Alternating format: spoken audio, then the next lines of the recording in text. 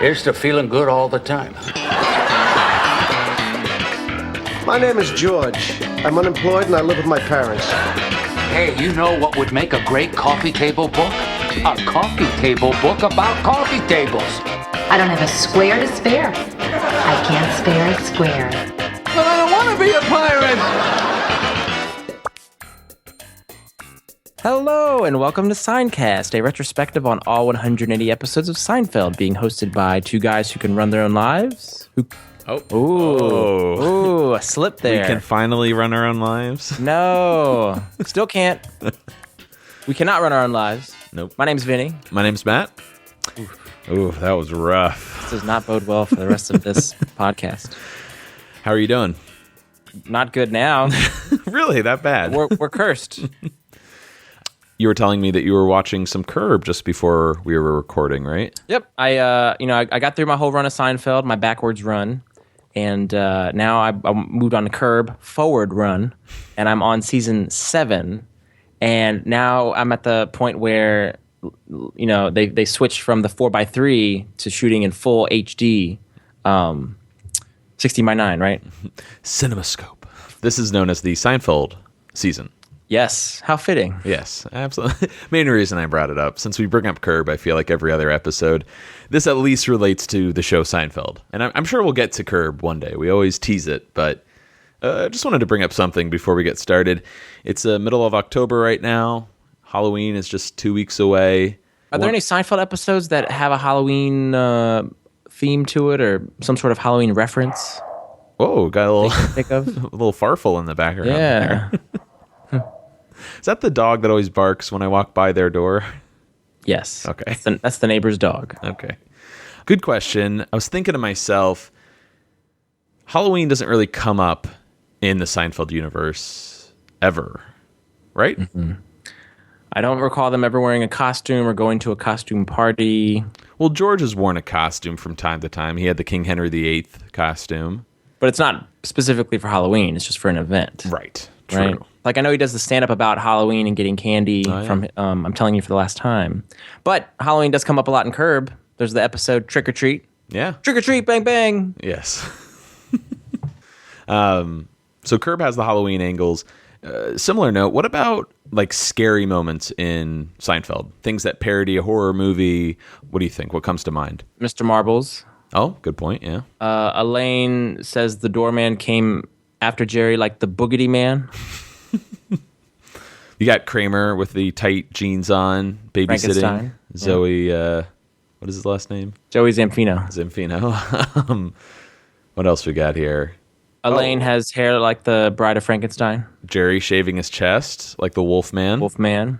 What about the Lopper when he's chasing after Jerry? That's right. See him in the fog. So yeah, there's definitely some scary like moments to Seinfeld, I think, you know, little homages and whatnot. Yeah. So maybe we could come up with a list next week of our Seinfeld Halloween episodes.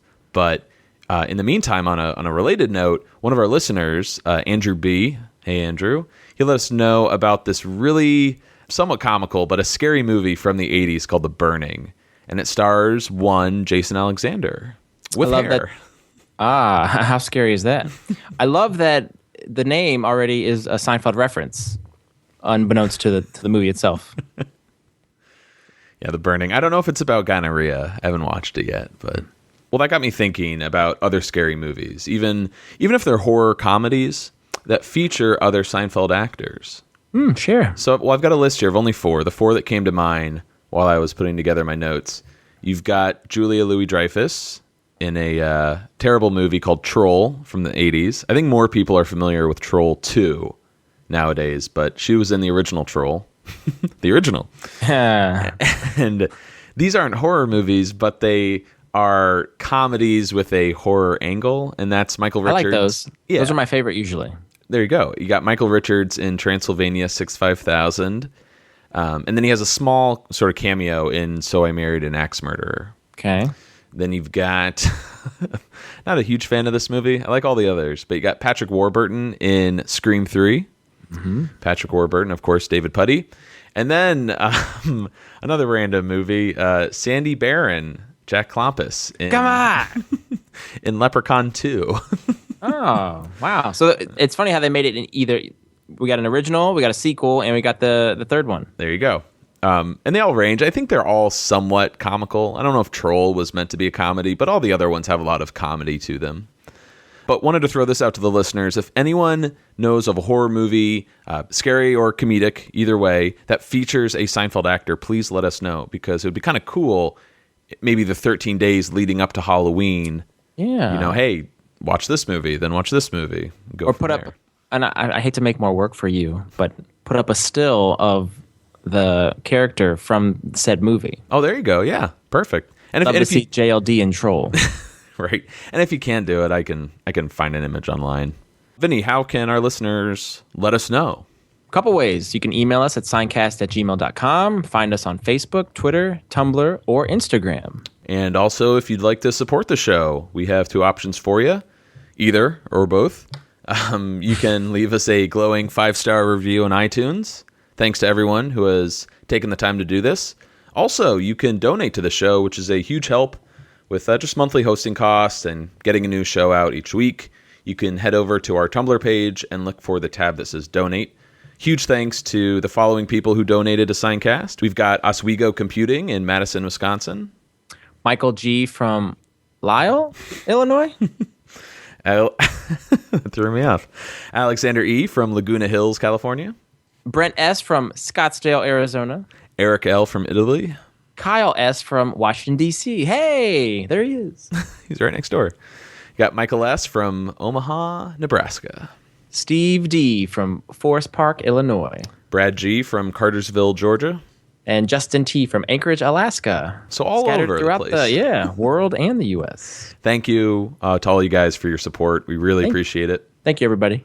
Vinny, what episode do we have this week? Oh, just the 3rd episode of Season 5, The Puffy Shirt, written by Larry David, directed by Tom Schronis, and originally aired September 23rd, 1993. Now, would you Yes. agree that the biggest bit of trivia this week is that this is Larry David's favorite episode? I actually did not know that. That's news to me. Really? That's pretty big. Well, we brought up Curb Your Enthusiasm at the top of the show. Don't they reference that in Curb?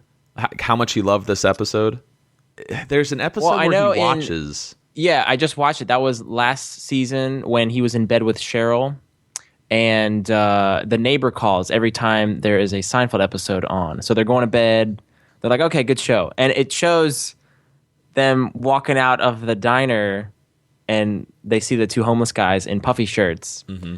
And the woman's like, oh, it was a great show, So but I don't remember him saying that in Curb. I remember him telling Shaq, oh, I wrote the contest. I wrote that episode. Interesting. So this might be just the first bit of Seinfeld trivia I ever kind of, heard about, and then it kind of stuck with me over the years. But this is news to you, at least. Yeah. Do you think that's a good, kind of jumping the gun here, do you think it's a good pick for LD? I do. It's kind of surprising. I would think there'd be others that he'd be more... See, again, what is it you mean by favorite? Is this the one he's most proud of for writing, or the one that he thinks just came together so well as an episode? As a fan, is this his favorite? But I think it's a great pick. Yeah, definitely. I'm not going to argue with him, right? You either? You can't. He's the reason we're here. Yes. Him and Jerry. Let's move on to a little production trivia here. LD actually had dinner with someone who was a low talker once. Throughout the entire dinner, he kept nodding along, he pretty much could have agreed to anything that night. So, boom. Boom, there's your inspiration. And he said, you can only say, what was that? And I'm sorry. You can only say that so long before you just stop caring and just say, yeah. Mm-hmm. The puffy shirt, or at least the idea of a pirate shirt, was once again Larry David's idea, but it was Charmaine Simmons who designed it. And we have some interesting little trivia here about the shirt itself. Charmaine started with some Errol Flynn shirts from Warner Brothers for inspiration. These are kind of those, what is it? Devil May Care, as Kramer puts it in the episode. The shirt, though, was heavily altered from anything else out there. There were actually added wires to the sleeves to puff them out a little bit. The collar was moved up, made a lot higher than it normally would be. That would inhibit the breathing. And then you had those long ruffles added to the front. And the reason they're so big is it would actually fall in your food if you were dining. There's no way you couldn't keep food off of this shirt. Yeah. So just from every design point of view, it's a terrible shirt. And she would show them various shirts, and they would say, well, I like the collar on this one, I like the sleeves on this one. So she made this kind of Frankenstein shirt from scratch. And the one she came up with, she's like, there's no way they're going to like this. And that's the one they ended up going with. So the episode was filmed on a Tuesday, August 31st. And it was the last episode to be filmed on Stage 19 at CBS Studio Center before moving to a much larger stage, Stage 9. And I think you'll notice more sets as we move forward in the show. I think that the larger stage, helped with that. It's interesting to note, too, that Jerry was a little superstitious about moving. He thought that the original stage, Stage 19, brought the series good luck. You're going to have to go all the way back to our earlier episodes. I think Stage 19 was the Dick Van Dyke set, wasn't it? That sounds correct. Or at least the pilot was on the Dick Van Dyke set. Mm-hmm. Nonetheless, they thought that was a sign of good luck, the fact that they got to shoot on that set, right? Right. Or that stage. Mm-hmm. It's got to be hard, though, too, when you've made this one stage your home for 3 to 4 years, and then you have to just completely move. I'd feel a little superstitious, too. I love that he's superstitious about it. It shows how much he cares about the show and this art that he's creating. But he's also said in previous interviews, it's almost as if the comedy was being restricted because now they have more room and maneuverability. Mm-hmm. So the scene towards the end of the episode between Jerry and Bryant Gumbel, that was actually shot at NBC in New York. So when Jerry goes on the Today Show. Yes, on the Today Show set.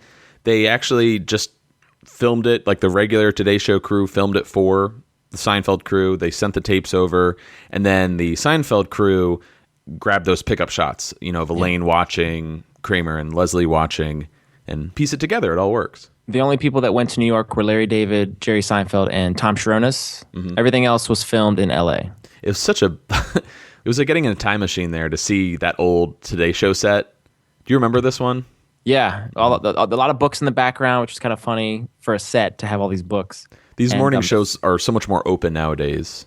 With all the people, and you got to have glass everywhere so for the fans to see. Mm-hmm. But the furniture is very dated.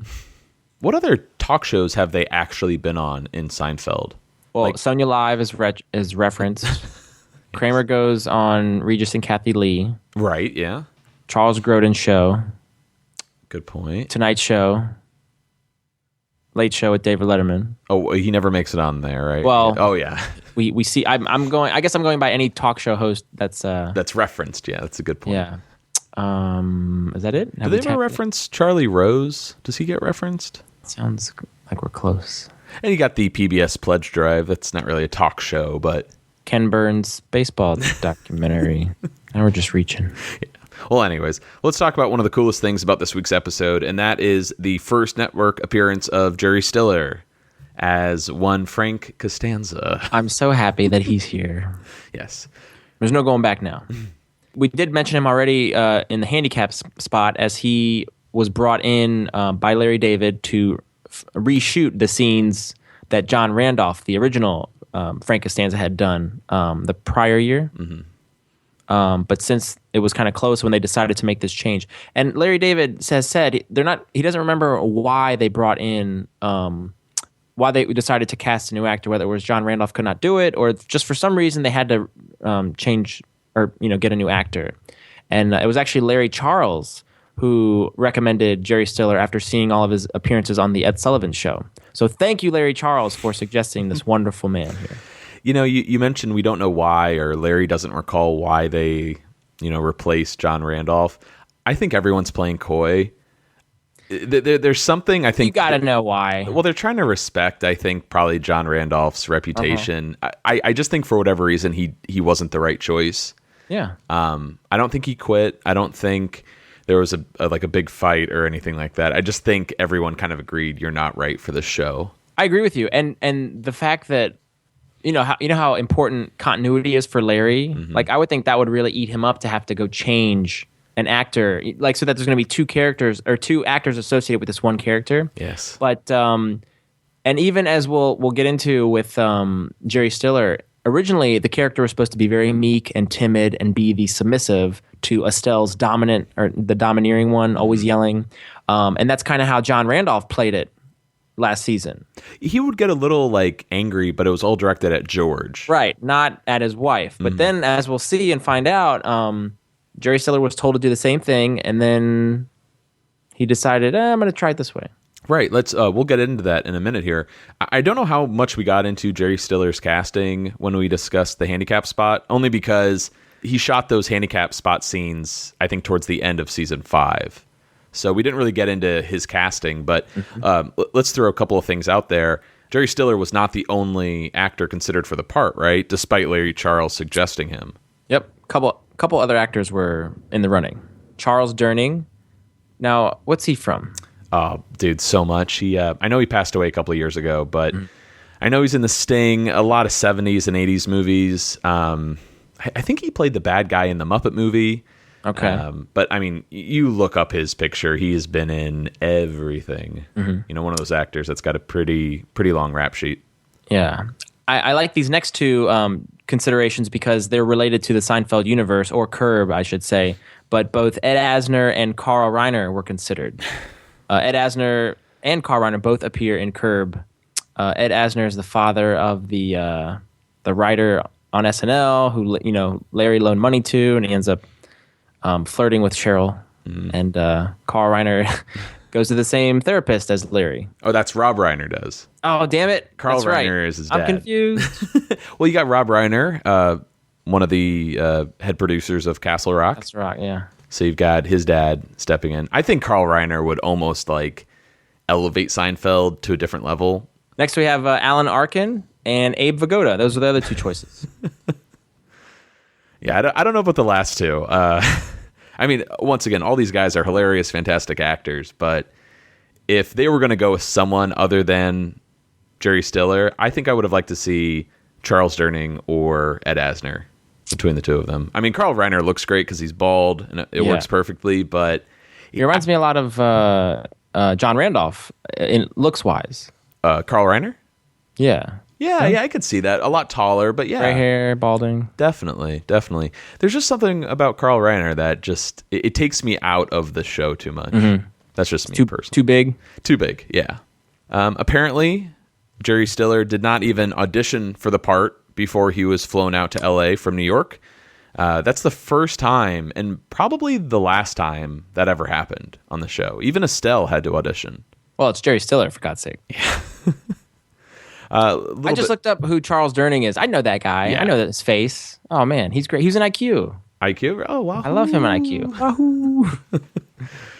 So many great features on the DVD set. If anyone hasn't bought it yet, please pick up a copy. It's wonderful.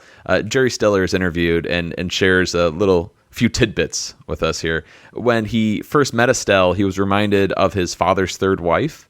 So immediately he knew how to act with her. They gelled perfectly.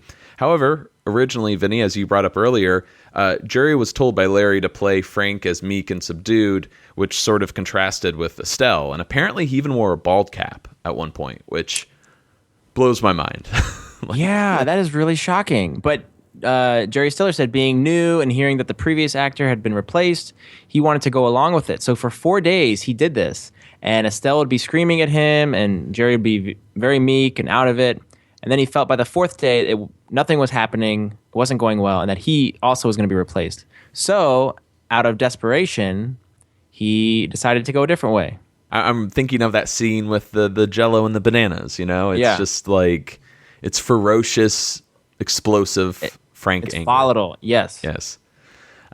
You mentioned there that Jerry was feeling that he was going to be replaced since John Randolph was replaced.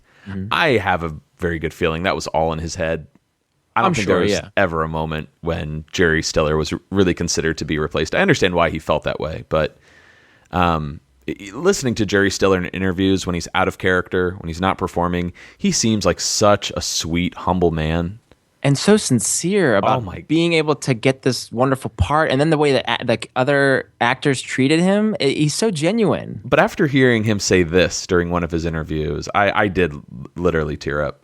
What really amazed me was Jerry, Julie Louis, Michael and Jason gathered around the camera. They formed a little semicircle, and it separated me from the audience.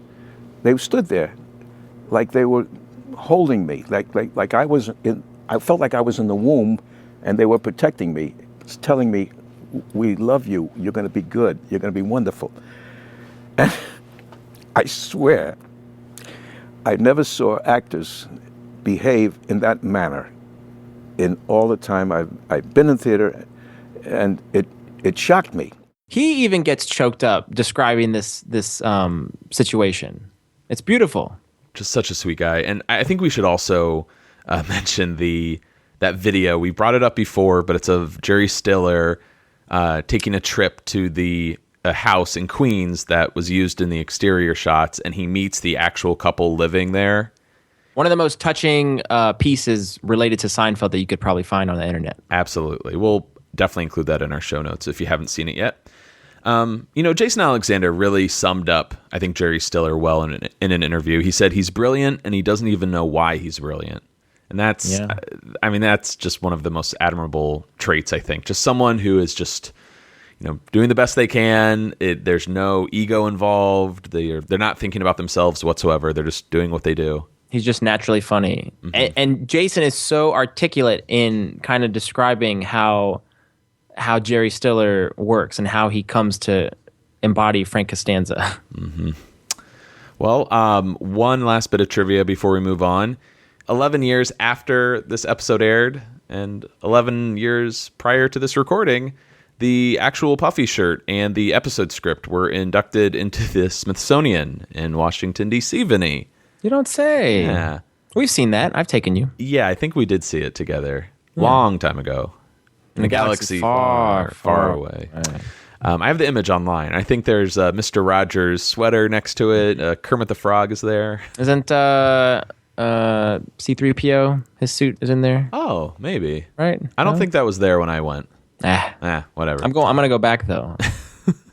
Are you going to get a picture with a Puffy Shirt? Absolutely. Just standing next to it? Yeah. Jerry, inducted the shirt with designer Charmaine Simmons, and Jerry had some pretty funny things to say. Pretty much saying how this is an embarrassment for the Smithsonian Institute, and he's so proud to be there at that moment of embarrassment. He even cracked a joke about how they removed Lincoln's bloodstained shirt to put the Puffy Shirt in its place. So, well, he said he was very flattered and thought it was time to move on from that assassination. Right. I love that. I love Jerry's ability just to never be serious and just... They're being very humble, but taking it in stride, I guess. And both him and Larry do that. Remember when Larry said the wife will be very forthcoming tonight, and as well as this is all well and good, but I'm still bald. Yes. Like they're able to make the most of the moment, but while still accepting the award graciously. Absolutely. Well, if you haven't seen the Puffy Shirt yet and you're in DC, stop on by. Take a picture with it and send it to us. But Vinny, let's get on with this week's episode. There's no way that moving in with your parents is a sign that your life is right on track. There's no way that you could fake this even. Yeah, things are going great. I met a terrific girl. I got a great job making a lot of money. And if everything goes according to plan, I'm going to be moving back in with my parents soon. It's like getting busted on a parole violation and thrown back into the slammer.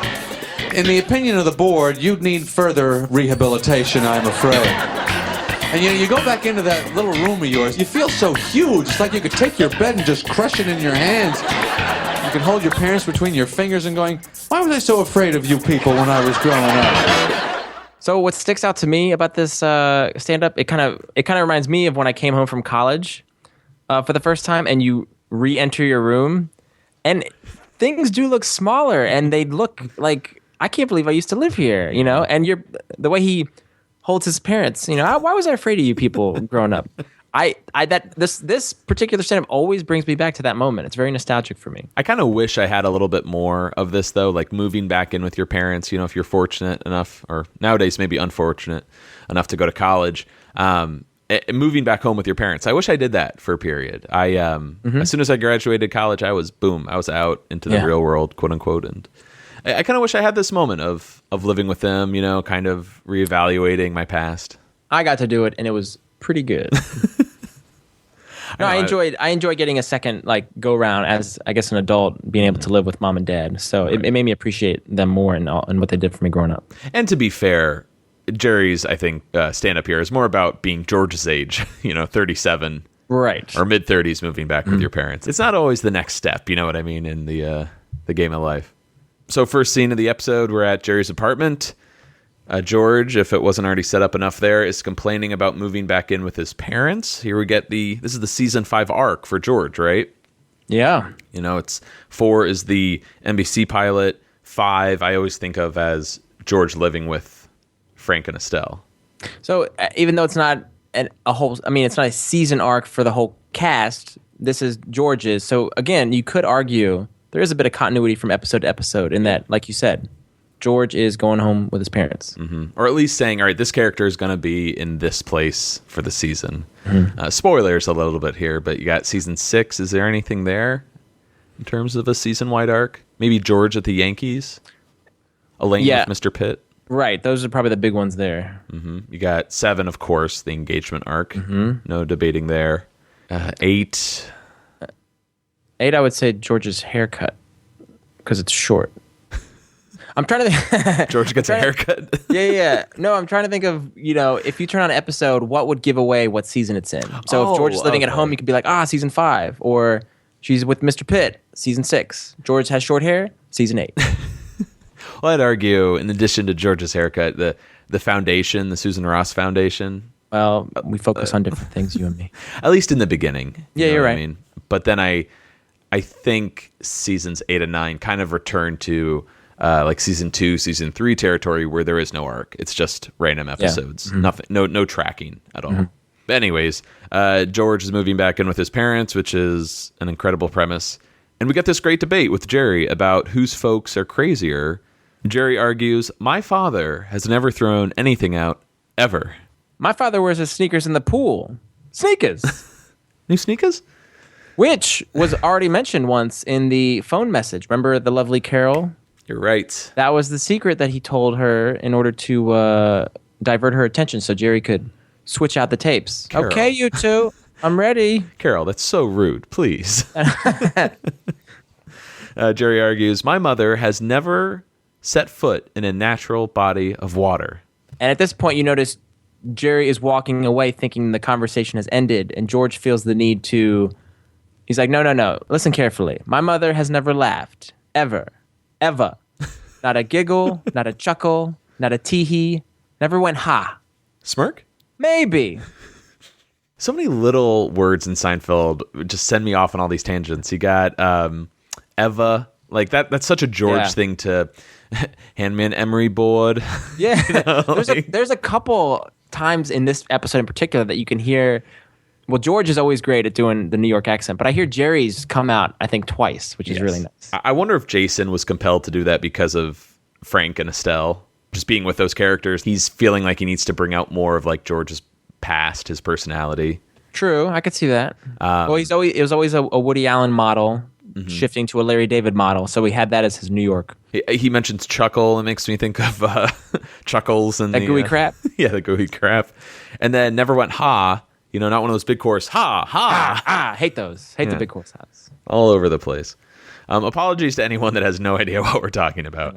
But apparently Jerry offered George money for rent, but George has an incredible line here. Borrowing money from a friend is like having sex. It just completely changes the relationship, which is very perceptive of George, I gotta say. Absolutely. Well, we've got into money and sex between friends for many episodes. Yeah. It's almost like he's learning from those situations. You're absolutely right. And I would like to take this opportunity to point out how selfless Jerry is in offering the money. He was kind of guilted into and forced to offer Elaine $5,000 to put the down payment on that apartment when she moved in with the building. One could argue that had more to do with her living there. There was a reason he didn't want to help her. I'm sure he would have. Yes. But here, he surely offers George to help with the rent. Mm-hmm. And I feel like George is somehow relating money to Jerry and Elaine having sex and how that completely changed their friendship as well. Perhaps. You know what I mean? Well, even remember when Jerry does really well in I guess Atlantic City, and Kramer's like, "Let me see the check." Oh yeah. And he's like, "I don't think we could be friends anymore. This completely changes the relationship." That's right. Good connection. Well, speaking of, Kramer enters the apartment, and while George complains that he only has $714 left in the bank, Trivia. Kramer suggests, "Hey, just move into Jerry's." What's that? There it is again. I keep pointing this out, and I know it's really annoying, but these moments where lines get uttered and another character is kind of half paying attention, and it's going to ultimately affect them. But this happens twice. Jerry says it now. What's that? And then Elaine's going to say it at dinner when they're, leaning in to hear the low talker. And I'd argue Jerry says it again when Kramer reveals the Puffy Shirt, and he says, "Since I said what?" Yeah. Similar, not the same. But that's very much a Seinfeldian gag, I think. Yeah, it's a subtle one. You brought up during the mango when Elaine tells Jerry that she faked her orgasms under his breath. What's that? Exactly. I keep saying it. I don't care. So again, another example of George and how perceptive he is. He's like, "Yeah, I'm going to move in with him." He doesn't even let you use the toilet. So he knows it'd be a disaster to move in with Jerry. Have we gotten that yet with Jerry? Like, do we understand he is... Fastidious? Yeah. I'll take fastidious. That he is just maybe a little uptight, with other people living there, or maybe cleanliness, whatnot. I don't get that vibe yet. Yeah. We'll learn about it, on the couch when he's like, the best part is it doesn't pull out, nobody can sleep over. He is thin, single, and neat. We've established that. So maybe that's... So it's adding to this... to what we'll get eventually in season 8 and 9, where Jerry is... What does Elaine say? Jerry has a disorder, Yeah, that could hurt me. Mm-hmm. I have to ask, too, has Kramer never used Jerry's... is it the toilet or the bath? The toilet, yeah. Has he never used it before? He's used the tub in the Keys. Remember, he's taking that sudsy bubble bath, right? And then he throws the. Was that my towel? Yes. Yeah, I can't recall him ever having to use the bathroom. Well, because when his hair catches on fire, he uses the sink. What's the episode where Kramer goes back there and he looks in the mirror and he's like, "Whoa." Do you know what I'm talking about? Yeah. that noise is also the shrunken head. Yeah. Or no, the guy who's just a head. That one. I think that's what you're thinking of, right? Right. So we've seen Kramer use the mirror. We've seen him use the sink. He's used the tub, but I don't think he's ever used. What are you gonna do on the toilet? I don't think he's ever used it. Right. I think you're right. Yes. Riveting stuff. Here. Newman has, that's for sure. Number one. So Kramer offers George to move into his place instead. We're moving literally 5 seconds at a time here. Yeah. So slow. And this is a great example of Kramer's character and how giving he is. Remember when he comes into all this money in... when he retires? No, when he... I'm drawing a blank here. When he wins at the betting office. Papanik. Oh, that's right, yeah. Subway. He's willing to pick up the check. Like, he will spring. He's like, I got it. And he just fans all the money out and throws it out. But Kramer is very selfless in his own right. And he offers, without question, George, move in here. George, though, declines. Thank you. That might not work out. And we're over at the Costanzas. Next scene. The guys are bringing in more stuff. And Estelle is kind of barking orders at everyone. When Jerry says, "Hey, I got a great joke for you." Nah, not interested. No, it's really funny. Save it for the audience. Well, Estelle was thoughtful, at least. She made some bologna sandwiches for everyone, but no one wants to take a sandwich, or even no one even wants to hand them out to people in the building instead. I don't know how comfortable I feel handing out bologna sandwiches to people in my building. Do you still eat bologna? I haven't had that since I was a kid. Or let me rephrase it. Would you ever eat a bologna sandwich? Maybe for nostalgia. Oh, man. If somebody offered it to me, I'm not going to get it when I go to the deli. Yeah, that's no good. Well, when I was a kid, my mom used to make fried bologna sandwiches, and she'd do butter in a pan, fry the bologna, and then it'd be on white bread with ketchup. Ooh, it was out of this world. You mentioned ketchup. My friend would do the same thing. They wouldn't fry it with butter. It would be cold bologna on bread with ketchup, and it was the most revolting thing as a kid. I hated that. Oh, you don't know. You're missing out. But hang on, is it because bologna is the same meat as in hot dogs? Is that why the ketchup works? Perhaps. Okay. I always thought they tasted the same. Eventually, there is nothing left to move in, and when Jerry and Kramer are going to get going, George has that great moment. He kind of like leaps up, suddenly realizing, oh my God, I'm going to be stuck with my parents. Yeah. Please take me with you if you can. It's like the first day of camp, and you realize, oh no, they're going to leave me. He kind of corners Jerry, right? And yeah. He finds out Jerry and Elaine are going out to dinner with Kramer and his girlfriend, Leslie, who's one of these low talkers. Mm-hmm. Can't hear a word she's saying. Well, and then George says, hey, maybe I'll meet you. And Estelle says, no, George, we're going out to eat tonight with your father. You can already see the resentment there between the two. And I just realized this too, another Larry David script, it's very similar to The Engagement. When George gets engaged, Jerry stops by, hey, you want to see that movie? And well, Susan doesn't have anything to do, and she kind of wants to see The Muted Heart instead of Firestorm. Right. And then we'll get there, but Susan says, "Hey, George, you ready?" "I am ready." "You wearing that shirt?" And the look on Jerry's face. We'll get there in a couple years. But just such a wonderful end of the scene here. As Jerry leaves, George is just left there watching Estelle like chewing a bologna sandwich. Oh my God. That visual is perfect of George with his face in his hands. Yeah. And hey, if you look at Estelle during the scene, it looks like her shirt is kind of puffy. Oh, really? Yeah. Take a gander. Puffy shirt. Speaking of Estelle, too, I almost forgot. I forgot to tell you. Her hair isn't that red that we saw in season 4. Right. Her color changes a little bit throughout the series. I never noticed that. It's kind of blonde here. Mm-hmm. Or it is blonde. This is actually her 4th appearance out of 27 appearances on Seinfeld. See, that number right there, 27, that's accurate. Whenever you're like, oh yeah, Lippman's only in 5 episodes. I'm like, what? No way. Or, Jack Klompus only in 4. It always blows my mind. But Estelle, 27, that sounds right. Yeah, I guess you're right. I would think more, but that's a good number out of 180.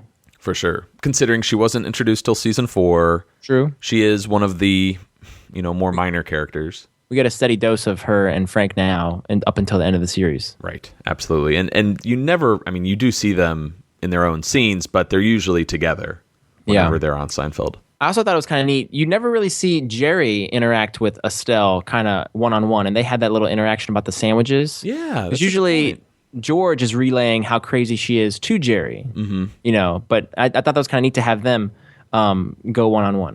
Well, someone who never, I think, has a scene with Estelle is Elaine, really.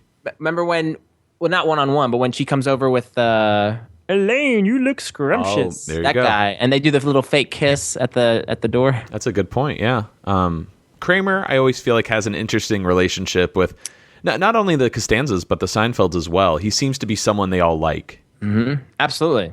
He gets along well with all the parents. Mm-hmm. And he has somewhat of a inappropriate relationship with Estelle when he drives her home from the eye doctor. Ass man? My goodness. Oh. So we cut over to a restaurant called O'Neill's. O'Neill's? I don't think we've ever been here before, but inside...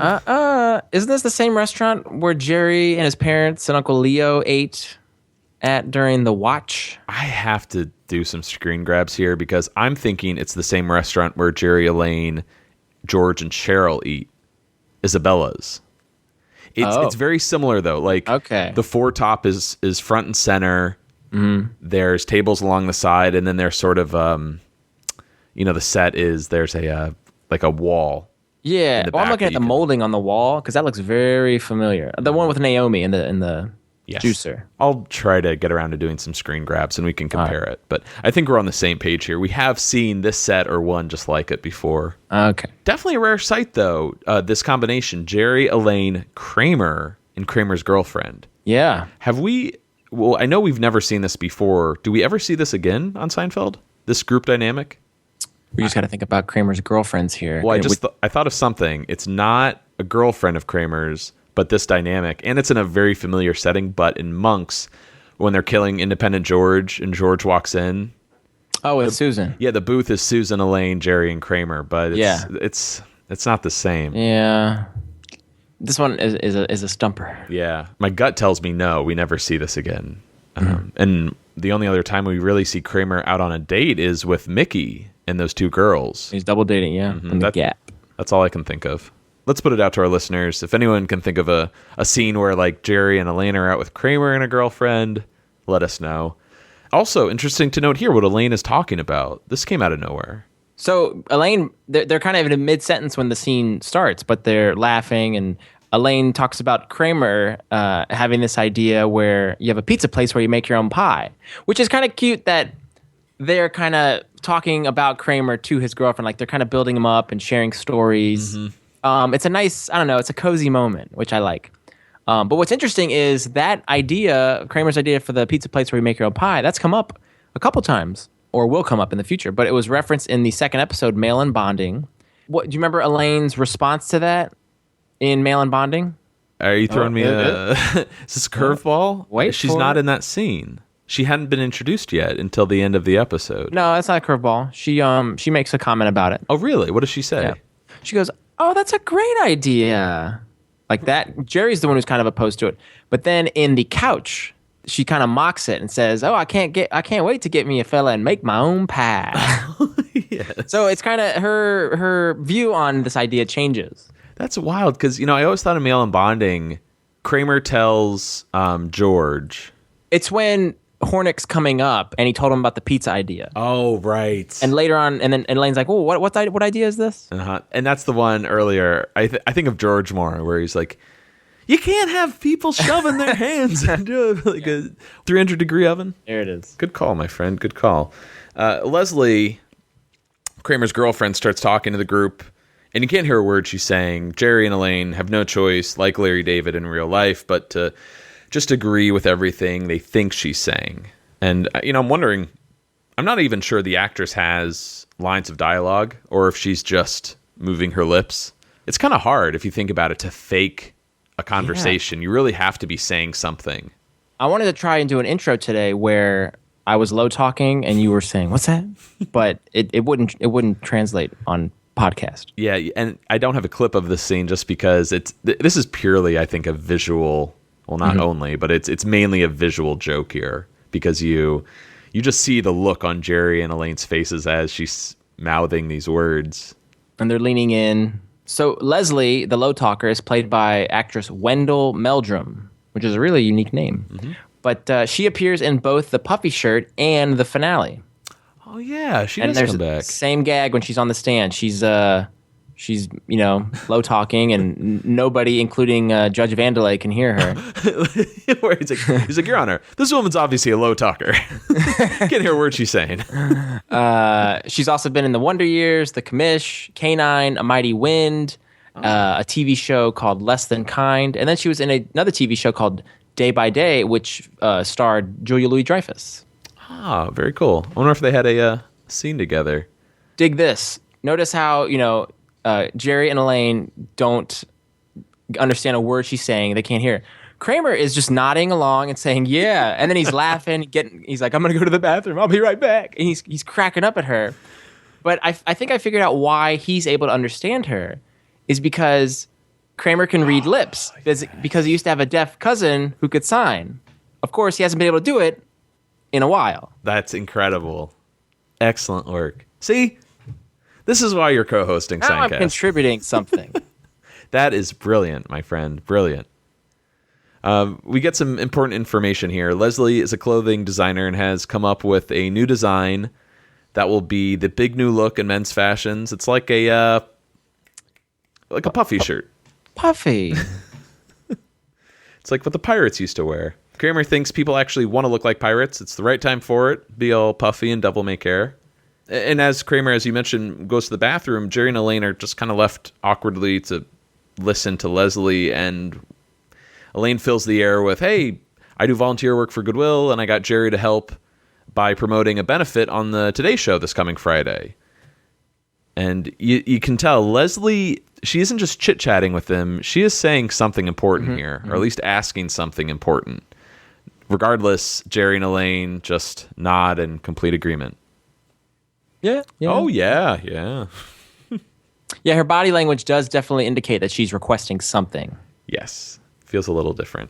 Once again, I don't think it's a coincidence that Kramer is the foil here, or at least he's responsible for putting them in this situation. Mm-hmm. He might not be directly involved. Next scene, we're at that mysterious restaurant. Still. Oh, sorry. One other thing I thought was interesting was this scene shows off the older version of Elaine, the sweeter Elaine.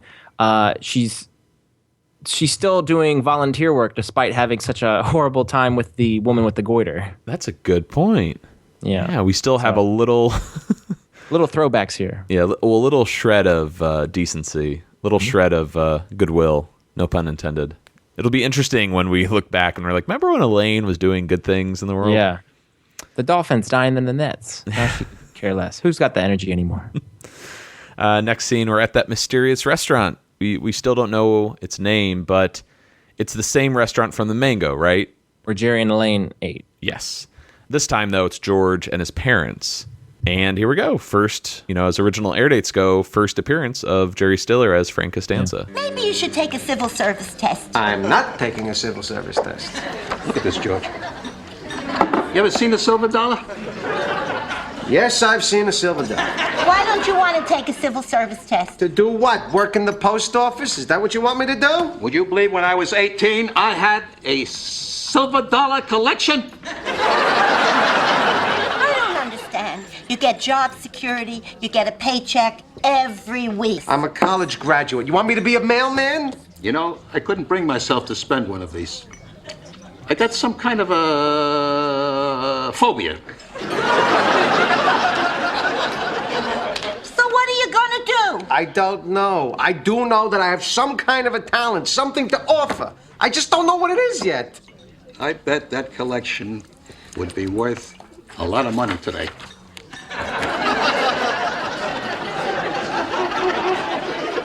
Oh, my God.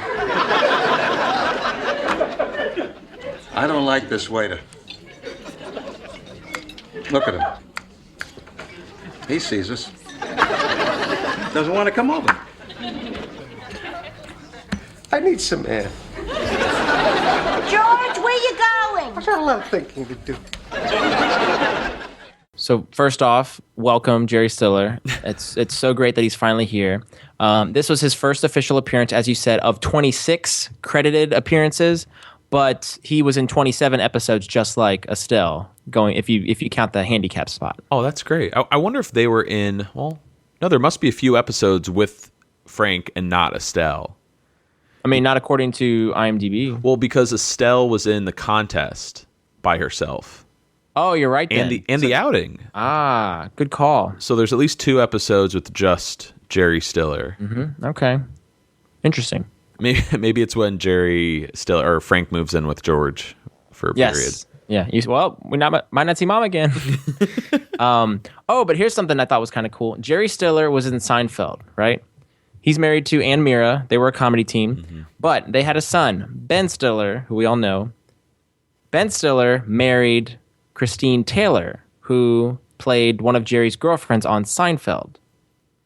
Now, Ben Stiller and Christine Taylor appeared as themselves in Curb Your Enthusiasm.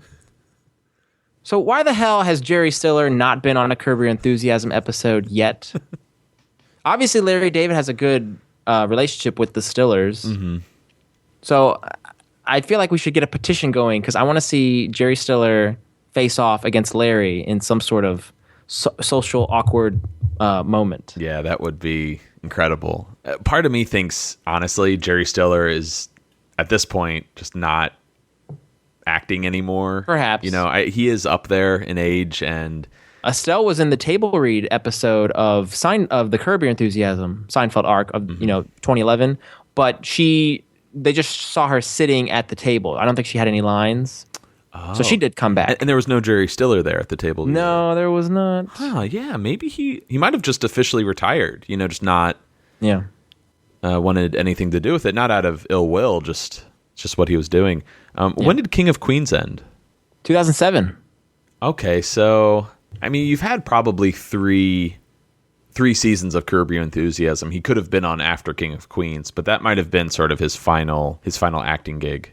I don't know if he's in the next Zoolander movie, but regardless, though, yeah, if they do another season of Curb, I would love for Jerry to show up. But again, who knows how that would work out, And it seems like the 7th season, the Seinfeld arc, was his time to show up. Yeah. But that is really crazy, the connections between Ben Stiller being on Curb and Christine Taylor being on Curb and Seinfeld. It's interesting. I like that a lot. I just wanted to address the clip real quick. You have Frank talking about that silver dollar collection, and Jerry is just stumbling over his lines, or at least has a very unique way of performing. And this is such a brilliant thing about the Frank Costanza character that no one could have written. It's all in Jerry, but that stumbling is one of like the most defining characteristics of the character. Absolutely. Did we discuss how Jason Alexander put it? He says the Jerry Stiller technique as Frank Costanza is the ongoing battle of trying to remember lines, and they would come to him in pieces and come out of him in pieces in a very psychotic way. Yes. You could not put that more perfectly. Are you trying to keep us out of Del Boca Vista? It's just like, yeah, what's happening? Just like you can't write Michael's physical bits for Kramer, you can, and the way Julia, delivers her roller coaster lines and George's. Yes, this is another one of those little blessings that the show was blessed with. Absolutely. Well, George walks away from his parents, and he runs right into this woman. Wasn't even paying attention, causing her to spill the contents of her purse everywhere. Look at what you've done! You've spilled my bag. Can't stand. It's like an old crone. I dislike how snooty this woman is. Yeah, she's not the nicest character right out the gate, but she helps George out a little bit here, throws him a bone. He apologizes, helps her pick up her stuff, and she notices something, his hands. They're exquisite. Extraordinary. She wonders if George has done any hand modeling before. He has not, and in fact, she gives him her card. Right. And we get another character. You see the full name, Elsa Carlisle. Yeah, specialty models. That's an interesting bit of trivia there. Very specific. There's a couple times where they show business cards. Yes. Think of Newman, obviously. Is that it? Maybe it's not. I think you see Kramer's H&H business card too. There you go. Bagel technician. This woman who I don't care for, character that is, Deborah May plays Elsa Carlisle of Specialty Models. She was also in a Twilight Zone episode from 1986, Shadow Play. She was in a Murphy Brown, LA Law, Jake and the Fat Man, all Seinfeld-related shows. Murder One, From Earth to the Moon, The Larry Sanders Show, The Kid, Days of Our Lives, and ER. Ah, very nice. Nice little rap sheet there. I don't really care for this character much either, but I expected we'd see more of her in the episode. You just kind of get this one encounter, and then that's it. Bam, thank you, ma'am. Sir. Whatever. The hand holding the business card, though, George's hand, I assume that's Jason Alexander's. It is quite exquisite. Never noticed that before? No, it's very smooth. The nails are well manicured. Okay. And I want to point out at this point in the episode, this is what I like most, is the prospect of things working out for George for once. So often whether he's bringing it on himself or other characters are inflicting, pain upon him, things might go his way, Maybe. Maybe. And he's actually like Kramer in this instance, in that he might be falling ass backwards into money or a job. Unfortunately, it's not going to work out for him. No. But I love when that carrot's dangled in front of George. Absolutely. Giving that false hope. We're at Jerry's apartment, and George is just holding his hands out in front of Jerry. Their hands. I know. I don't get it. Turns out Elsa set George up for a job already, and Jerry's amazed. Doesn't see how George's hands are any better than his hands. What, are you kidding? How do you get off comparing your hands to my hands? The knuckles are out of proportion here. You got hair over there. It's a 1 in a million hand. In fact, George does have hand. Badumts. All this talk about hand, you can't help but think about the Pez dispenser and that term he throws around. It's so annoying, but it connects. it tests. That line Jerry throws at George, though, oh, well, the reason your hands are so nice, that's what comes from avoiding manual labor your whole life, is... Very good joke. Killer line. I've used that many times myself. I've shaken a few hands, and people are like, "Your hands are very smooth." I'm like, well, you do it on yourself? Yeah. I'm like, yeah. I don't do any manual labor. So Kramer enters, and you got to love this part. Hey, George. Hey. Are you crazy? Are you crazy? You can't damage my hands! What is just George has become a hand model. Of all days for Kramer to get a hand buzzer.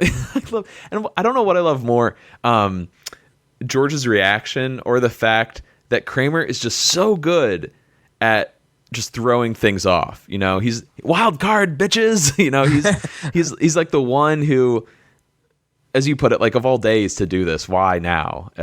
It reminds me kind of too of the Kiss Hello, where he comes in with the camera. Hey, Jerry, you know, takes the photo. It totally works. I can absolutely see Kramer having a hand buzzer over there, and he just felt like, you know, Raz and George or Jerry. Mm-hmm. It's funny, and George's reaction is priceless. Absolutely. It's just a toy. Well, anyways, George lets Kramer see his hands. See, but not touch. Ooh, those are nice. You know, I've never noticed this before. They're smooth, creamy, delicate, yet masculine. That's the same kind of delivery he does when he describes a junior mint. Yeah, absolutely. It's delicious. Yeah, same thing. Same thing. George decides to head out, but not before putting on a pair of oven mitts. I guess all he could find. And he gets some nice like applause at the end of that scene, which I liked, you know, for Jason. He's really knocking it out of the park. Also, to be fair, I want to put most of the credit to Larry David, because this is just such a good episode in just the bouncing back and forth. It's very lean, very efficient. It never seems to slow down. And here we go. We get one of the all-time classic scenes. You know, since you agreed to wear the Puffy Shirt on the Today Show, she's getting all these orders from boutiques and department stores. Uh-huh. Since I what? Agreed to wear the Puffy Shirt. What are you talking about? When you said that you would agree to wear the Puffy Shirt on the Today Show.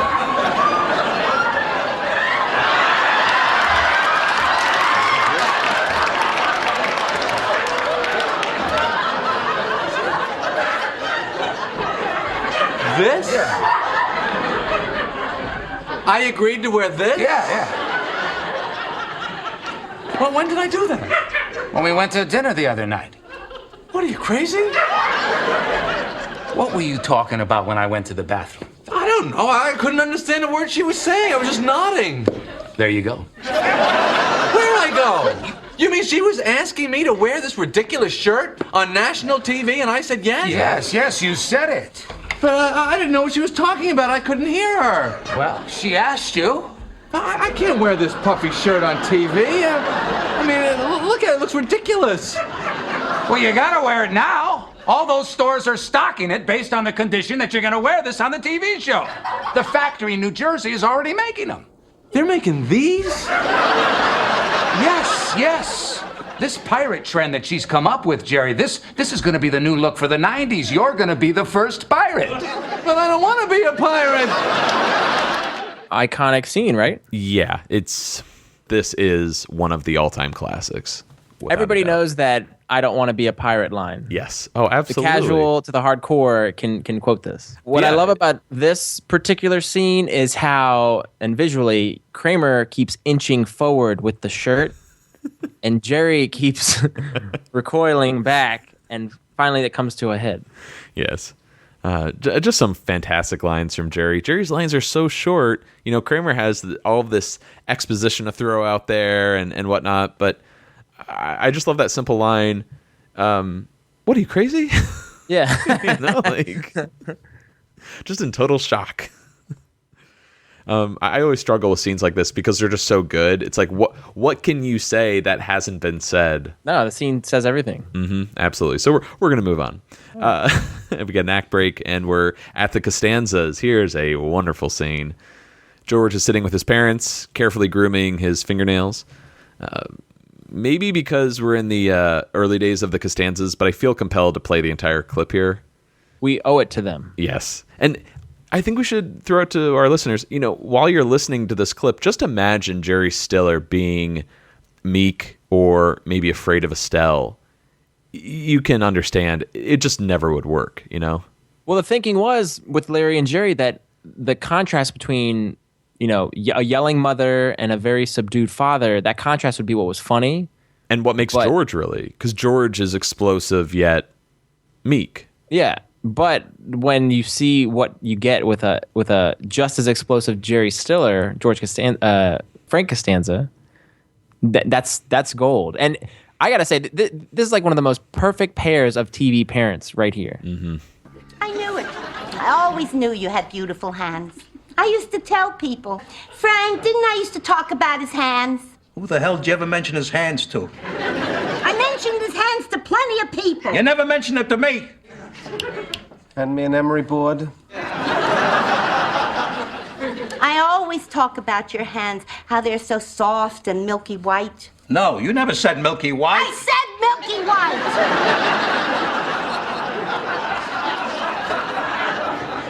white! Scissor. Don't hand them to me with the point facing out! I'm sorry. You're sorry? I'll try to be more careful. I hope so.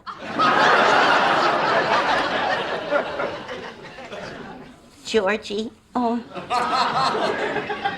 Georgie, would you like some Jell-O? Why'd you put the bananas in there?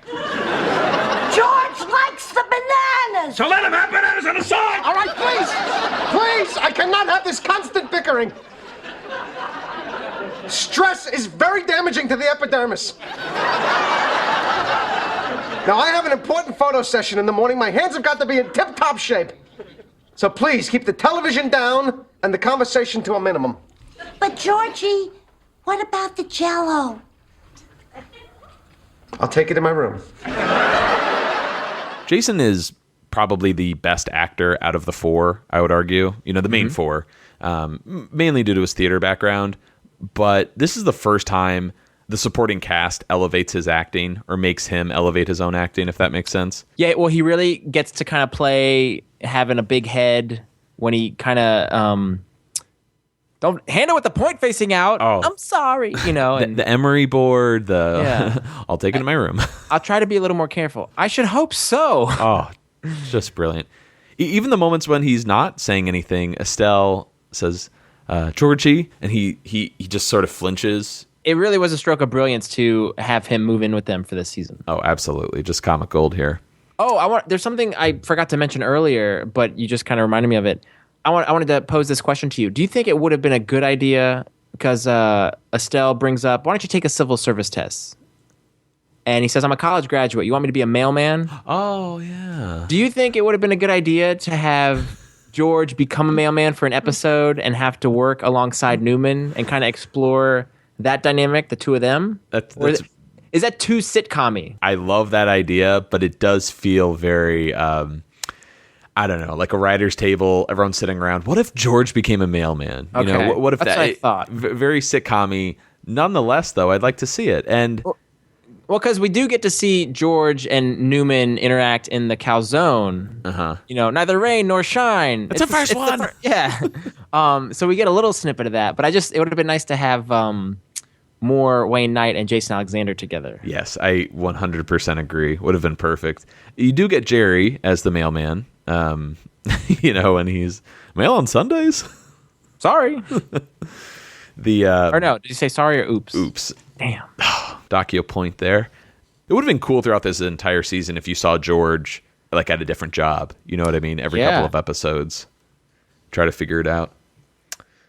So we're at the Today Show in the dressing room. Stage manager pops by to let Kramer know Jerry has 5 minutes. Yep. Jerry comes out of the bathroom wearing the Puffy Shirt. And, I mean, if we had one of the classic scenes before with Kramer when he shows it to him, this visual of Jerry walking out of the dressing room in the Puffy Shirt, just looking totally miserable, is, I would argue, if not the most iconic shot, one of the most iconic shots from the show. Oh, hands down. Hands down. Mm-hmm. Just the look of dejection on Jerry's face as he comes out of that bathroom. He's so miserable. But I would argue, again, another example of him being compassionate. He did agree to wear this shirt, and her job is kind of depending on it. So he's going to go through with it, even how ridiculous he's going to look, you know? That, you just hit the nail on the head. The fact that Jerry feels like he has to wear this shirt for Leslie just blows my mind. It reaches a point here as we move on when Elaine arrives and the stage manager's like, hey, 5 more minutes. I'm like, take the shirt off, man. Just put something else on. Yeah. And maybe bring it with you and hold it up or... Right. I don't know. Or Because I don't think Jerry in season 8 would do this. He'd be like, keep walking, sister, you know? Yeah, that's true. The situation I'm reminded of is the doll, with Sally Weaver and the Charles Grodin show. He almost has no choice in that situation. He's literally minutes away from going on, and he has no other option. Mm-hmm. Whereas here, he has a choice, right? Yeah. But it's a good-looking shirt. Aye, Captain. Hey, look at you with a good little Kramer. I'm trying really hard. I didn't get to touch on the stage manager. He's played by Terrence Riggins, and he was in Return of the Living Dead 2, MacGyver, Candyman, Law and Order, and What's Love Got to Do with It? Oh, nice. That guy looks like he was going to appear somewhere else in the show, but I looked. He's only been in this Seinfeld episode, but he looks very familiar. So Elaine arrives, and she is shocked to find out, like us, that Jerry agreed to wear the shirt because they couldn't hear the low talker at dinner. And she just, she's kind of... she's pleading with Jerry. You can't wear this. You're promoting a benefit to clothe homeless people. Right. She's hammering that point, She's saying how ridiculous he looks. This is going to be a mockery. And again, we see why Jerry is doing it, because all these vendors are stocking it based on the premise that he's going to wear this shirt. Looks like the kind of Monte Cristo, right? He's going to swing it on a chandelier. Yeah. I feel like Julia's laugh when she sees him, for some reason I feel like that's the first time they let her see Jerry in the getup, so we could get a genuine laugh from her. Because I saw that as well. Yeah, yes. There's no acting there. Mm-mm. The one knock that I'm going to give this episode right now is there's no Elaine story. She's in 2 or 3 scenes. Yeah. She gets a little bit of meat, but nothing. Yeah. And it's glaringly obvious when you get to this point. You're like, what is Elaine doing? I'm like, oh, there she is. There's a 4th character here. Mm-hmm. Good.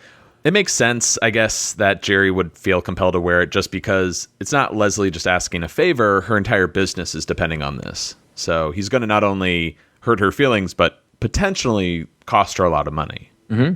And it's Kramer's girlfriend. Yes. Just like when Jerry held off. This isn't really a connection, but when Jerry held off on going after Toby for heckling him, he's like, I held off because of Kramer. That's right. He's not going to go after a girlfriend. So we cut over to a photo studio. George is showing his hands to some exec and the rest of the crew. You got a photographer, and I think the girl is an assistant of some sort. They're all amazed at his hands. You know whose hands they remind me of? Ray McKigney. Who's Ray McKigney? Ray. He was it. Most exquisite hands you've ever seen. He had it all. Well, George wants to know what happened to him. And a harsh chill falls over the room. Everybody goes into the corner. We mustn't talk about Ray McKigney. Tragic story, I'm afraid. He could have had any woman in the world, but none could match the beauty of his own hand. And that became his one true love.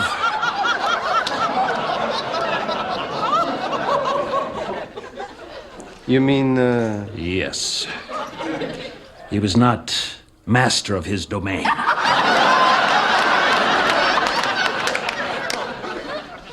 But how, The muscles became so strained with overuse that eventually the hand locked into a deformed position. He was left with nothing but a claw. He traveled the world seeking a cure. Acupuncturists, herbalists, swamis, nothing helped. Towards the end, his hands became so frozen he was unable to manipulate utensils and was dependent on Cub Scouts to feed him.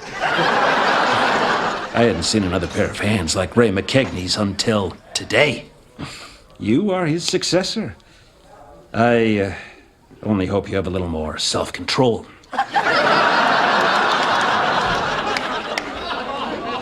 You don't have to worry about me. I won a contest. I'm going to say one of the best runs by a single shot character is he's credited as Client, and it's played by actor David Brisbane. But this run he goes on, I only hope you'll have a little more self-control. Yes. He is really good with this monologue that he gets.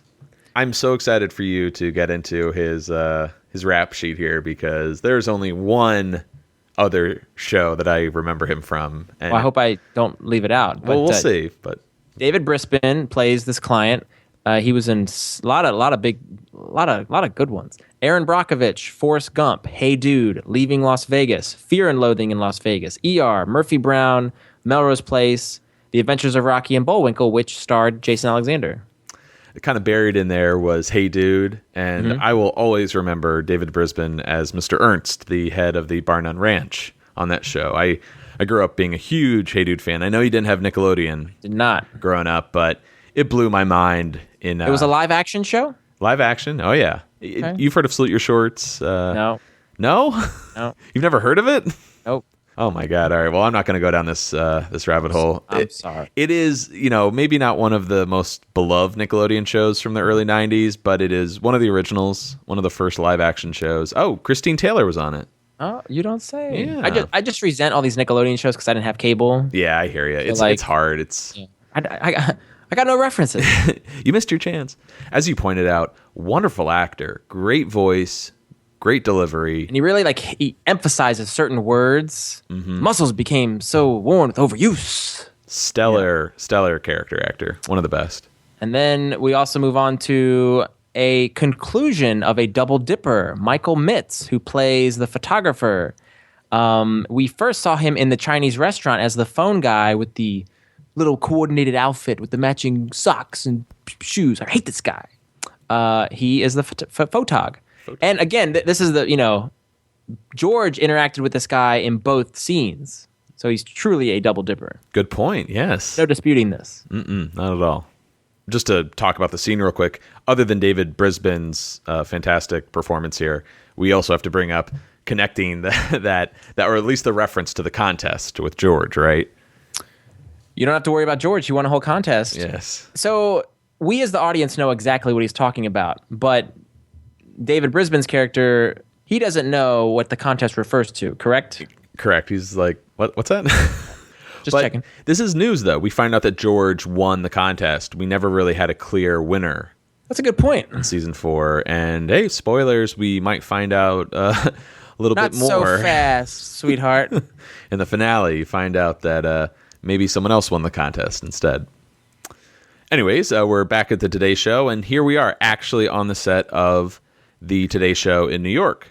And this is actually the first time that the Seinfeld series is actually filmed in New York. Back now, 7:46. On Tuesday the 19th, here in New York, there will be a benefit for the Goodwill Industries, a used clothing organization that provides services to the needy. One of the performers will be comedian Jerry Seinfeld. Jerry, good morning. Thank you, Brian. And speaking of clothing, that is a very, very unusual shirt you have on. Yeah. You're all kind of puffed up. Yeah, it's a puffy shirt. You look kind of like a pirate. Yeah, like a pirate.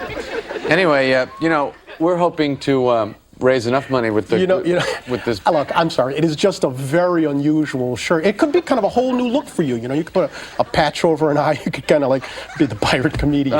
Yeah. You gonna be wearing the puffy shirt at the concert? Look, it's not my shirt. Whose shirt is it? What's the difference? I agreed to wear it. It's a puffy shirt. I feel ridiculous in it.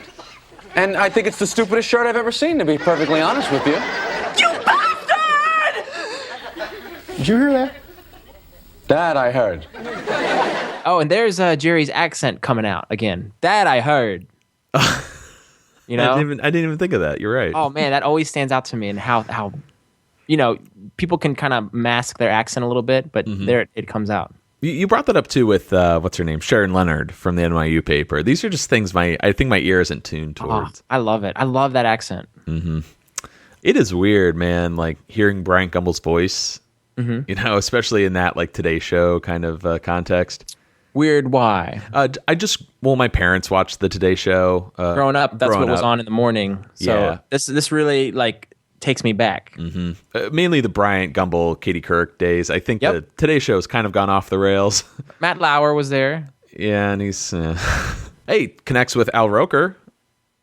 What? Yeah, you did the I did face. The face. And Brian Gumbel did a great job. We haven't even gotten into the scene yet, but aside from playing himself, he really kind of rises to the occasion and does a good job at poking fun at Jerry. Yes, which. To be fair, it does seem a little out of character or something a newscaster would never do, right? Just start making fun of Nowadays, I think all bets are off, and this is something that could happen. Yeah, that's true. He's like, I'm sorry, but this is just a very unusual shirt. Mm-hmm. You look sort of like you could become like the pirate comedian with a patch over an eye and a parrot on your shoulder. Yeah, it's pretty good.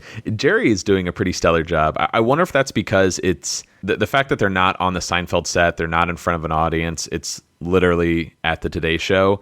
His acting seems to be a little more elevated. It seems to be more real. I really buy how annoyed and uncomfortable he is. And I think he looks a little sleepy because they're filming this at 7 a.m. maybe in the morning. That's when the Today Show airs. But he looks kind of like he's got some sleep in his eyes. Yeah, which would make him more annoyed. So yeah, you could be right there. So we're back at the photo studio, and George is wrapping up. He's posing for the last set of photos, gets his check, and this assistant, gorgeous, person totally out of his league. She's kind of shy. She's intimidated by George. It's great working with you. Yeah, if you're not doing anything later, maybe we could get together. And you cut to George just skipping and joyfully spinning around through Central Park.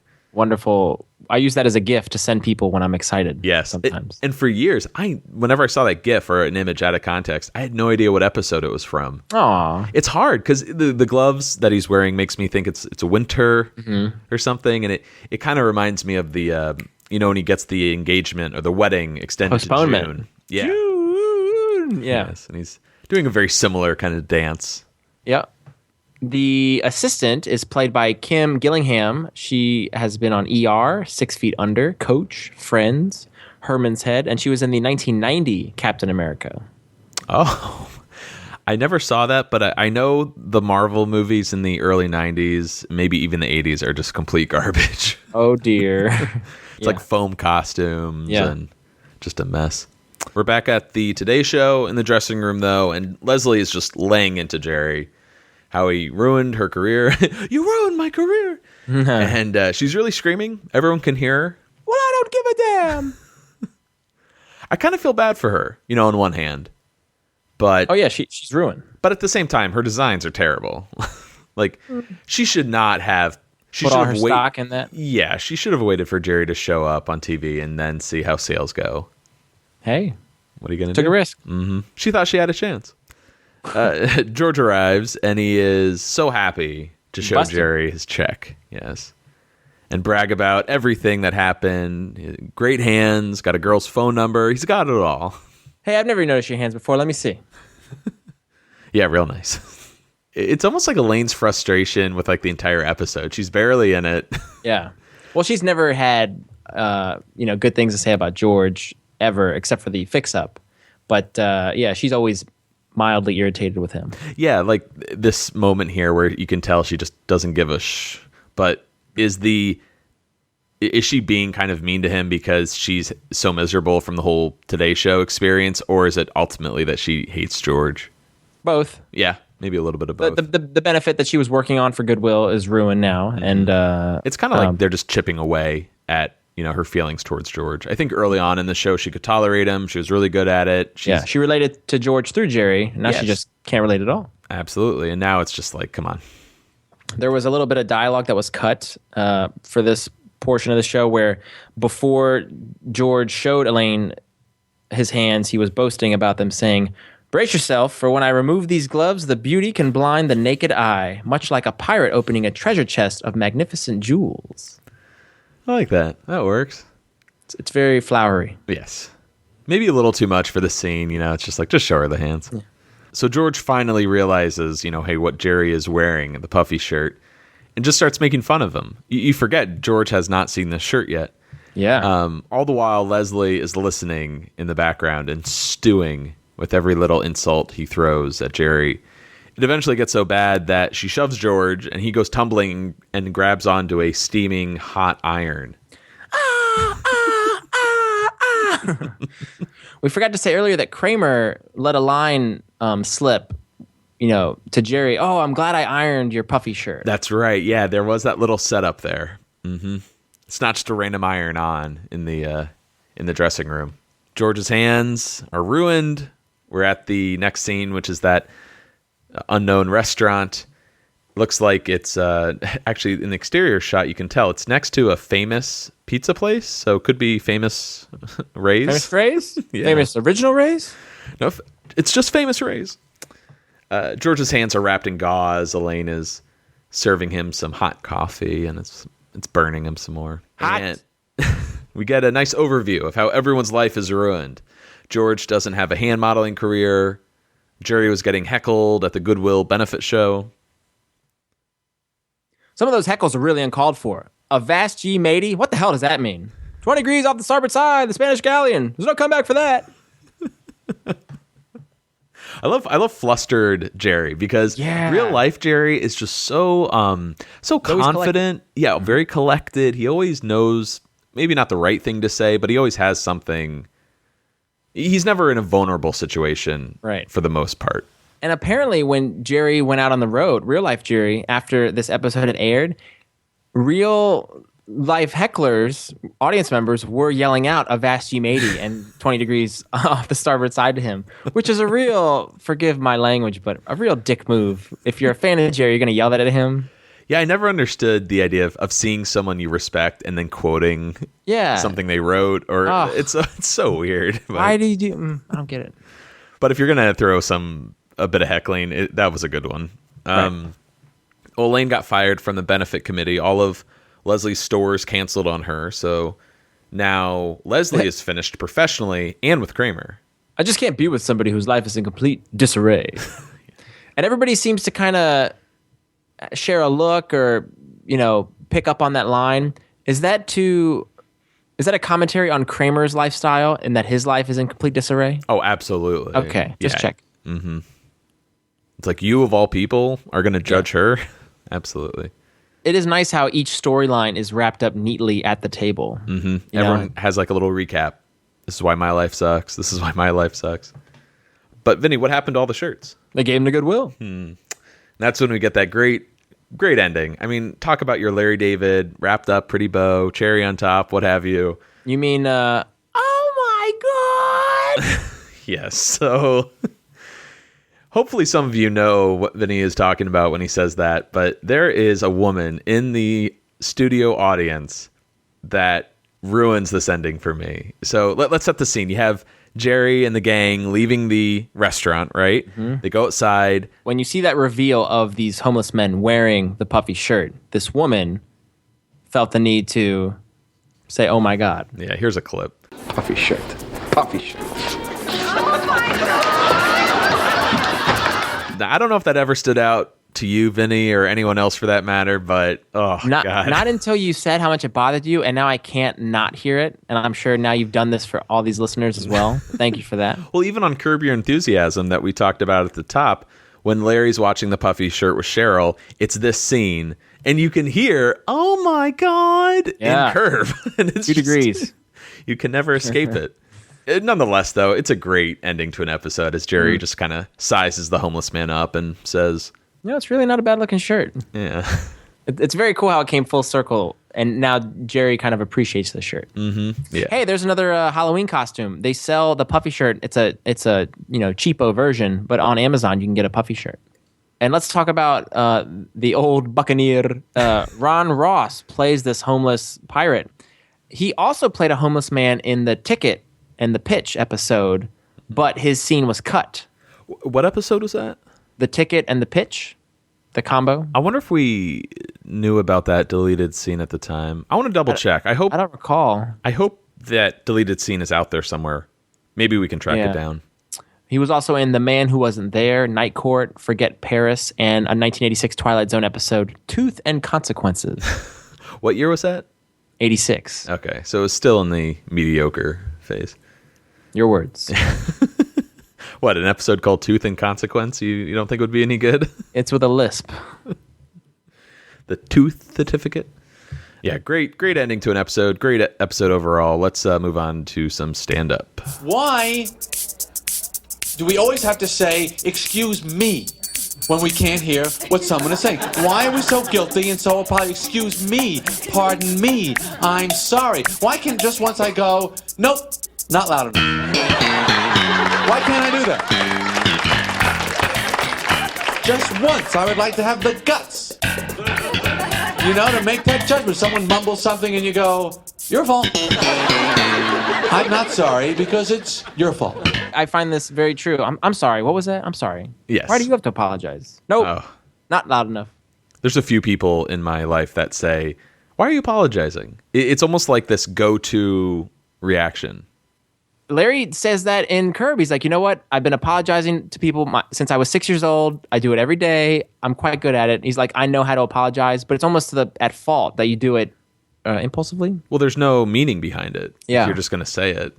I went through a phase like that when I was younger. What do you mean? Just saying sorry to everyone? Yeah. It's cold in here. I'm sorry. I'm sorry. Oh, boy. Well, let's move on to some ratings and reviews. Yeah. So, what do you think? This is one of those episodes, man, where I don't think we have much bad to say. I have one. And I think we share the same feeling. You want to go for it? Yes, we do. Not enough Elaine. Yeah. There's 3 scenes with Julia, and they're all short. She has that nice run with Jerry when she, says, you look like the Count of Monte Cristo. You're swinging on a chandelier. But other than that, she really just kind of sets up the goodwill thing. And, yeah. Kramer has the nice bits with Leslie, the low talker, and the, hi, pirate, And the people that really shine in this episode is Jason, as well as the Costanzas. Yes. We get to see both Jerry Stiller and Estelle Harris together for the first time. And that's what I think sells the episode, aside from the plot of the Puffy Shirt itself. And Jerry does a great job. We talked about him kind of being selfless with, who gets what storyline. Mm-hmm. But this is an instance where he got a nice, juicy piece of material, and he got to be the one to wear this ridiculous shirt. And he did a good job. This seems like your typical Larry David script where, it's very clean, very efficient, flows really well, but it mainly focuses on Jerry and George. And I feel like the other 2 characters kind of fall by the wayside. Mm-hmm. I feel like faulting an episode when all 4 characters don't have either the same amount of screen time or the same amount of story to carry. It feels like that's the ultimate balancing act, which we get in The Contest, for example, another Larry David script. That was 25-25, 25-25. No one falls by the wayside, and everyone is the star of that episode. And yes. And while this is a near perfect episode, I think that Elaine, the lack of Elaine scenes, and I'd say Kramer is in there too. Kramer's got about 20%. It's a little short. There's not much physical comedy from him, mm-hmm. But I still argue this in the. I'd say it's 35. Sorry, I'd say it's a 40 Jerry, 35 George, 20 Kramer, and then like 5% Elaine. Are you through? Yeah. Okay. Okay. I think this is. Remember when we discussed the pen, how there was no Julia or there was no Michael or yes. Jason. But sometimes in life, not all your principal players, that are involved in your life are going to be there. Mm-hmm. Right. So I almost think that's kind of how sometimes it is. Like this week, I didn't see you, or I didn't. You know what I mean? Granted, that's real life. This is a TV show, but so I can't fault Larry because he gave us a beautiful piece of material here, but that's what I'm saying. I'd like to see a little more Julia. It's kind of a dumb thing to fault a great episode, very well written, on that fact alone. But I think that's that last bit that I'm going to judge an episode on is how are the characters represented, because that's honestly why I'm tuning in. I think Peter Melman brought this up too. The show's about the main 4. It's not about the supporting characters. Yeah. It shouldn't be about the caddy, for example, being funny and Kramer just standing there like a dope. It should be the caddy saying things and Kramer being the funny one. Mm-hmm. So I really do tune in every week, or at least every episode. I expect to see my 4 characters represented equally, or at least enough for me to feel like I got like my fill of them. Yeah. But I mean, regardless, at the end of the day, man, it's a great episode. Frank, it's a wonderful episode, and Estelle, as you brought up, very quotable. This episode, the performances are great. What are you going to give it ultimately? I'm going to give this episode 9.5 degrees off the starboard side, off the Spanish galleon, out of 10 degrees. Okay. And what do you think? Is it Oh, it's a gold. It's a gold all the way. I'm going to give this 9.5 bowls of Jell-O with bananas on the side out of 10. And I'm not going to give this quite a gold. I'm going to give it a pretty good, just a hair off from a gold. All right. So whatever that means. That's a good one. Yeah. But the big question is, does this crack your top 20? I think I am going to add this to my top 20. And the fix-up, you're out of there. So I'm going to put this at number 18 in front of the shoes, behind the mango, Puffy Shirt. Interesting. Okay, well, this is also going to crack my top 20. So the jacket, the jacket, you're out of there. I'm going to put this one above. Oh, I can't believe I'm doing this. I'm going to put it a little bit higher than you. I'm putting this at number 14, between the airport and the smelly car. Man, it beats the Junior Mint and the movie. Whew. Yeah, there you go. Tough monkey.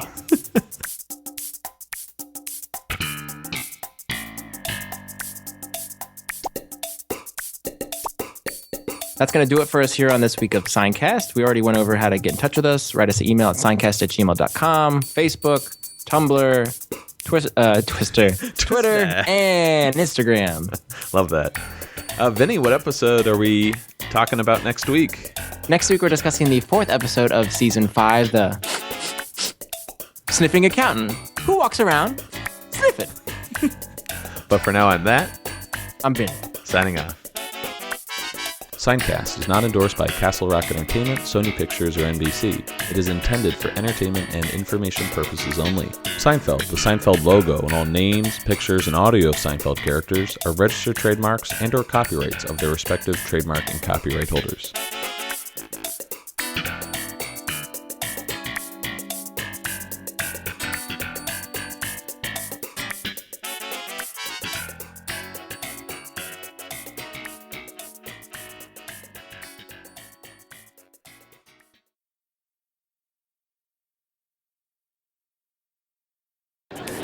You know, it's really not a bad looking shirt.